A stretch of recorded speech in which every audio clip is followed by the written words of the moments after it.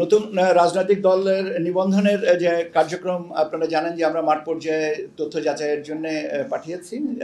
কয়েকটা অলরেডি আমরা কিছু কিছু জায়গা থেকে পাচ্ছি এবং এটা চলমান থাকবে এবং আমরা আশা করছি যে এটা আমরা সেপ্টেম্বরের ভিতরে কমপ্লিট করতে পারবো। সেপ্টেম্বরের ভিতরে তথ্য পাওয়ার পরে আমরা বিজ্ঞপ্তি দিয়ে তারপরে এটার বাকি কাজগুলো কমপ্লিট করব।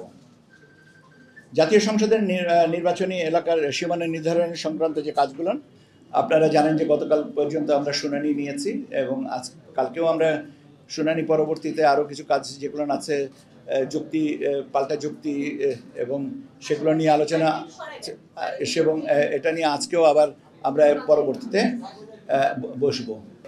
আমি সীমানা নিয়ে বলছিলাম যে গতকালকে পর্যন্ত আপনারা জানেন যে আমরা সীমানা নিয়ে যে শুনানি ছিল সে শুনানিটা কমপ্লিট করেছি। এখন শুনানি অন্তে যে তথ্য পর্যালোচনার পর্যায়টা চলছে এবং আমরা আশা করছি যত তাড়াতাড়ি পারা যায় আমরা এটা করব, কেননা সীমানার সাথে আরও অনেকগুলো জিনিস জড়িত আছে। তবে আমাদের মোটামুটিভাবে ধারণা যে আগামী 15ই সেপ্টেম্বরের ভিতরে এইগুলোকে চূড়ান্ত করতে পারবো এবং আপনার জিআইএসএ ম্যাপ জাতীয় যে কাজগুলো আছে সেগুলো আমরা 30শে সেপ্টেম্বরের ভিতর কমপ্লিট করব।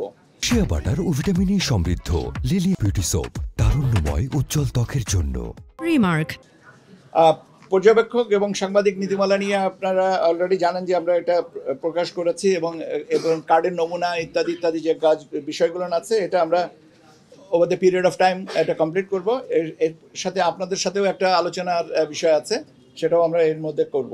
আমাদের একটা ম্যানুয়াল তৈরির একটা বিষয় থাকে, নির্বাচন সংশ্লিষ্ট ম্যানুয়াল তৈরির বিষয়, এবং এই ম্যানুয়ালের আবার আরেকটা বিষয় আছে যে সমস্ত জিনিস আইন বিধি সংশোধন করানো হবে সেগুলো এতে অন্তর্ভুক্ত হবে।